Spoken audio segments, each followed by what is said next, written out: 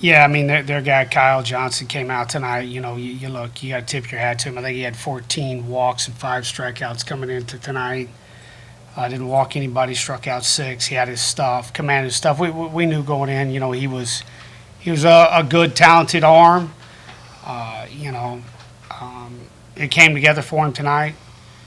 He held us down. We had our chances though, right there. I mean, you look in the 6th, 7th, and 8th. Even in the 9th, we had chances to break it open with the right guys at the plate. We felt like, and hey, you tip your hat. They made some pitches. The double play there when Robbie hit the ball to first base, that took a little wind out of our sail. I mean, you can't do a whole lot about that. He hit the ball hard. Base runner can't, get back on that. I mean, the guy fell back on it. They made another play. Slade hits the ball really hard down the line. You tip your hat to third baseman, makes a really nice play, lays out, gets up, throws him out. Those are momentum plays. And when you're going up against some arms like we did tonight, like you need 1 or 2 of those to go your way. But, hey, we got a lot of pitching left, and we get to play again tomorrow at 12. Questions? Henry, I think my math is right. I think the team was 1 for 8 today with runners in scoring position. When it kind of gets to that situation, I don't know, suppression probably not the right word to use, but just kind of what happens in those situations kind of give y'all a little bit of trouble. Yeah, definitely tough tonight. I mean, obviously in the postseason, that's how you win and lose games. And being 1 for 8, obviously with running the score position, you look at the final score. I mean, it has a lot to do with it, and we just got to do a little bit better job of slowing the game down and shrinking the strike zone, and getting a good pitch to hit, and putting ourselves in a better position for sure. I guess, Coach, what do you think about the situation tonight? Yeah, I mean, you got – one that we didn't get off our swings. We hit some balls hard. We just flew out. Unfortunately, our game sometimes a game of eyelashes, right? I mean, ball catches a little higher, and we flew out a couple times to the track with 2 outs. I know it was with 2 outs, but those balls are eyelashes, and difference in them, being an out or hard contact or a homer, right? So, I thought we actually did okay at times tonight. We need to do better, obviously, but we got off some good swings. We got off our A swings. We just came away with nothing to show for it. Henry, I think they threw 3 lefties at you tonight. I think Oklahoma State's got their number 1 pitcher at lefty tomorrow. How do you guys be more effective at the plate? Just keep fighting, keep getting good pitches to hit. Don't make it anything more than it is. Just keep coming out and throwing jabs. We're not going to change who we are, and we're playing at home. We're a really, really good team at home. We're a really, really good team overall. It's not about them, and it's a lot more about us and what we do. So we're looking forward to coming out and playing a good ball club tomorrow. Yeah, Coach Brian got plenty of swing and miss, but he gave up the 2 homers. How would you evaluate his night, and what did you see on those 2 pitches that went over the wall? Yeah, as you know, I mean, the difference sometimes in outings is literally probably 2 to 3 balls, the width of 2 to 3 baseballs, and you move the ball over a little more down. Pick your location on that. Unfortunately, on those 2 pitches, he missed in the heart of the plate, and obviously we're not trying to throw it, middle. So it happens when you're a competitor and you're trying to get in there and you're feeling your stuff. And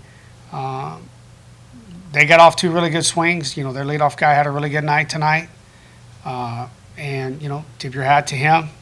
He had a good night. We made some mistakes, and he hit it. Coach, what's kind of the message tonight?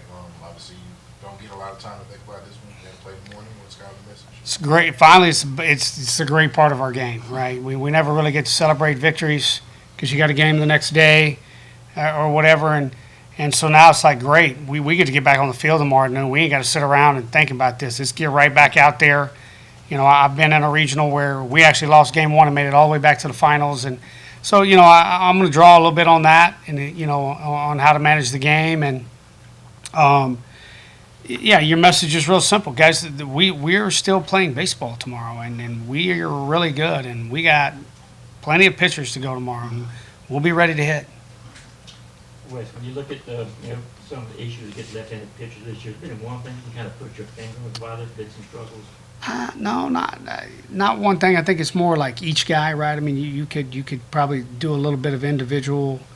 I mean, if you really wanted to go down that road, but guys, man, we've seen some of the best left-handers in college baseball. It's not like we're getting chopped up by every lefty we see. We're seeing some of the best that are going to be day one or day two drafts, and going to have a chance to play the game for a long time. And so, we just what we got to do is and I thought we did at times tonight.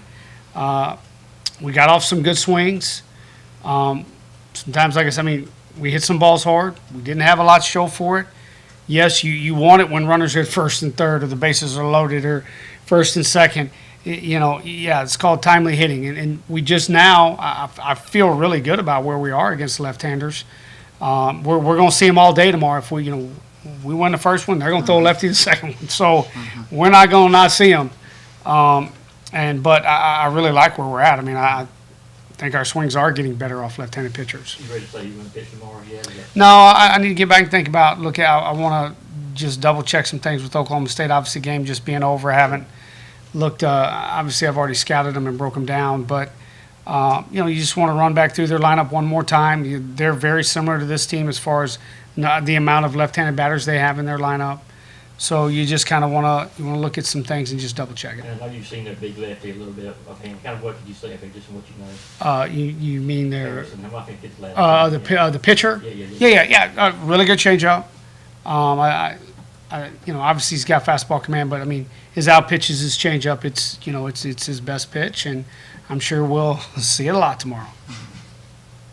West, you guys obviously got here by, approaching game by game, becoming the number 7 seed nationally, but when you have known you have to win 3 games, do you and your staff try to think about what's the path to do that, in terms of lining up your pitching and everything else?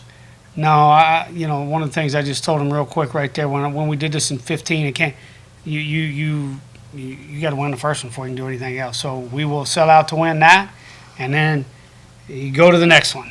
And if you're fortunate enough to win that, you sell out to win, and then you go to the next. And then there's that point where, I love the definition of toughness that says toughness is just simply, you're capable of great endurance.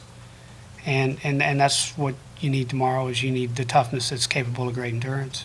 Got time for one more here. You've talked about Nate Taylor. Seems like he just continues to deliver in big moments. Yeah, we keep getting him in there, and he's doing great, and the moment's not been too big. Yeah, you'll see Nate Taylor tomorrow, hopefully some, because we're playing, right, all day. So